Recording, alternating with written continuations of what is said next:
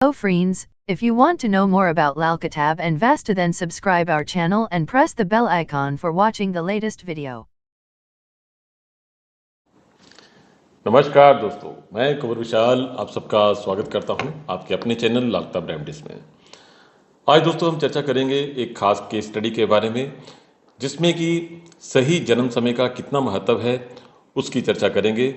और ये practical case study है। इस केस से आपको मालूम चलेगा कि हम लाल किताब में जन्म कुंडली का एनालिसिस किस ढंग से करते हैं। तो दोस्तों ये केस हमारे पास कुछ दिन पहले ही आया था, तो उसमें जो हमें समय दिया गया था उसी के आधार पर हम उस पर्सन से विशेष की जिसकी कुंडली होती है उससे कुछ सवाल पूछते हैं जो कि उस जन्म कुंडली से संबंध रखते हैं। अब जो केस हमारे पास आया था उसका हम नाम और डेट ऑफ बर्थ टाइम जो है प्राइवेसी के कारण हम यहाँ पर नहीं दे सकते, मगर जो कुंडली है जन्म कुंडली है वो आपकी स्क्रीन पर ये रही। इस कुंडली में मंगल शनि राहु जो हैं वो 10th हाउस में हैं, चंद्र 11वें घर में है 11th हाउस में, बुध शुक्र 8वें घर में और जो सूर्य है वो 9th हाउस में। तो दोस्तों ये कुंडली जब हमें मिली तो इस लगन की जो डिग्री थी वो 1.12 थी, यानी 1.12। यानी कहने का मतलब यदि हम जन्म समय को 6 मिनट पीछे कर दें तो कुंडली चेंज हो जाती है। जब भी लगन संधि काल पर होता है, संधि काल का मतलब होता है दोस्तों जिस समय हम कुंडली बनाते हैं उसी समय दूसरा लगन या शुरू होने वाला हो या खत्म होने वाला हो। तो ऐसे केसेस में काफ़ी ज़्यादा चांसेस होते हैं कि वो कुंडली डाउटफुल हो। खैर, हमने इस पर्सन से पहले जो कुंडली हमें दी गई उसके आधार पर जो सवाल किए वो आपके सामने हैं। बड़े ध्यान से सुनिएगा। इस कुंडली के बेस पर हमने उससे जो सवाल किए, हमारा पहला सवाल था कि क्या आपकी जो शादी है वो 28 वर्ष की आयु के बाद हुई? तो इनका जवाब था जी नहीं, पहले हुई। दूसरी बात, इनका जो दूसरा सवाल था इनसे कि यदि आपकी शादी 28 साल की उम्र से पहले हुई है तो क्या आपकी पत्नी बीमार रहती है या उसका स्वभाव कड़क है? तो इनका जवाब था जी नहीं, पत्नी का स्वभाव कड़क नहीं है और वो बीमार भी नहीं रहती है। तीसरा सवाल था कि क्या आपके बेटा 34 साल की आयु के बाद हुआ? तो इनका जवाब था जी नहीं, पहले हुआ।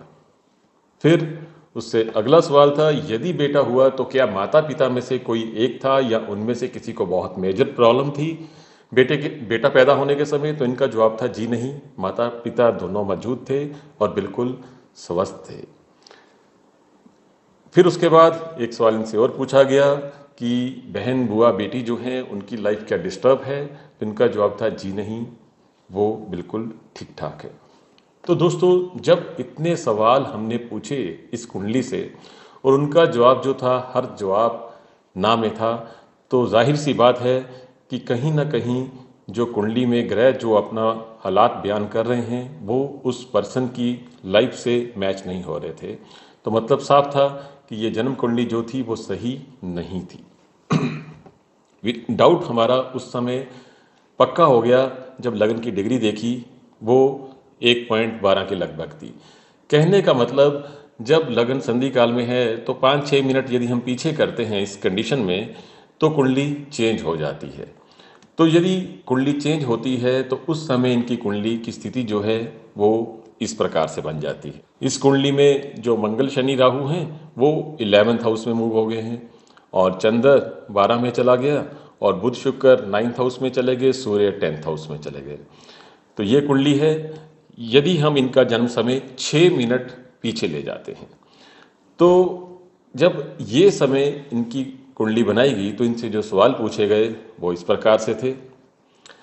पहला सवाल हमने जो इनसे पूछा कि क्या आपकी आयु जब 21 और 42 वर्ष की आयु थी तो उस समय क्या धन के नुकसान हुए? तो इनका जवाब था जी हाँ, उस समय धन के नुकसान हुए। दूसरा सवाल इनसे था कि आपने क्या कभी मशीनों का कारोबार किया है या मशीनें लगाई हैं? तो इनका जवाब था जी हाँ। तो यदि मशीनें लगाई हैं तो क्या उन मशीनों से आपको नुकसान हुआ है? तो इनका जवाब था जी हाँ, मशीनों से आज तक फायदा ही नहीं हुआ। फिर तीसरा सवाल था कि क्या आपकी बेटी है? जवाब था जी हाँ। तो जब बेटी 17 वर्ष की हुई तो उस समय भी धन के नुकसान हुए? इनका जवाब था जी हाँ। जिस समय इनकी बेटी 17 वर्ष की हुई उस समय भी धन के बहुत ज़्यादा नुकसान हुए। इसके बाद इनसे एक सवाल और पूछा गया कि जब आपके बालों में सफ़ेदी आनी शुरू हुई तो उस समय क्या घर का सोना बिका? तो जवाब था बिल्कुल, जैसे जैसे बालों में सफ़ेदी बढ़ती गई वैसे वैसे घर का सोना बिकता गया।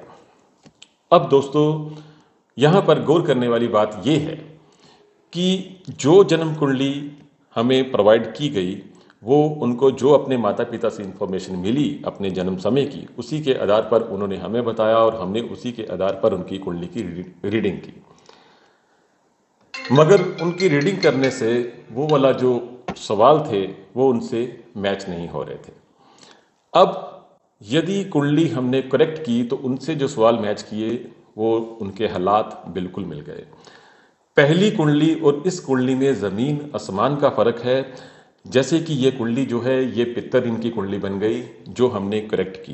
पित्तर इनकी कुंडली होने की वजह से ही इनके बालों में जैसे जैसे सफ़ेदी आने लगती है तो घर का सोना जो है वो बिकने लगता है। सोना बिकने के कारण इंसान आर्थिक और मानसिक दोनों तरह से परेशान होता है। आर्थिक हालात का आर्थिक तौर से तंग होगा तभी वो सोना बेचने की नौबत आती है। अब यदि हम यही कुंडली देखते रहते जो कि इस पर्सन ने दी है तो जाहिर सी बात है हम इसका प्रॉपर ना तो डायग्नोज कर पाते और ना ही उसको प्रॉपर उपाय दे पाते।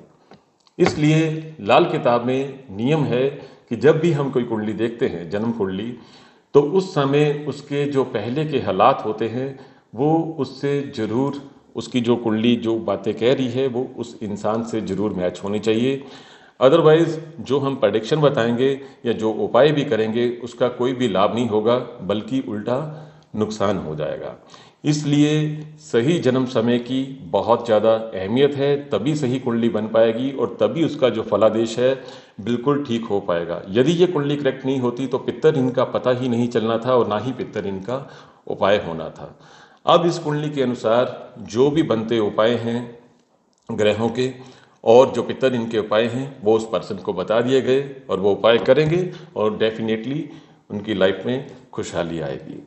तो यहाँ पर आपको ये केस स्टडी बताने का मतलब यही था कि इससे आपको एक तो ये मालूम हो कि लाल किताब में कुंडली किस प्रकार से देखी जाती है। इसके लिए ठोस पायदार हालात जो जीवन के होते हैं वो उससे मैच होने बहुत ही ज़रूरी होते हैं। यदि वो हालात मैच नहीं होते हैं तो इट मीन्स उस कुंडली में कहीं ना कहीं कोई प्रॉब्लम है। तो दोस्तों, इसलिए आप अब समझ गए होंगे कि सही जन्म समय और सही जन्म कुंडली की कितनी ज़्यादा अहमियत है। गलत समय के आधार पर बनाई हुई कुंडली भी फलादेश तो गलत होगा ही होगा, तो उपाय भी गलत हो जाएंगे, तो जिससे कि सामने वाले को फ़ायदा नहीं होता है।